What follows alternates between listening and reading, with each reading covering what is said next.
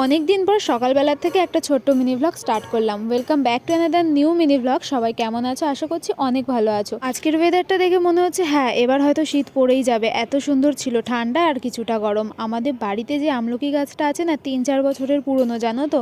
এই নতুন আমলকি ধরেছে গাছে।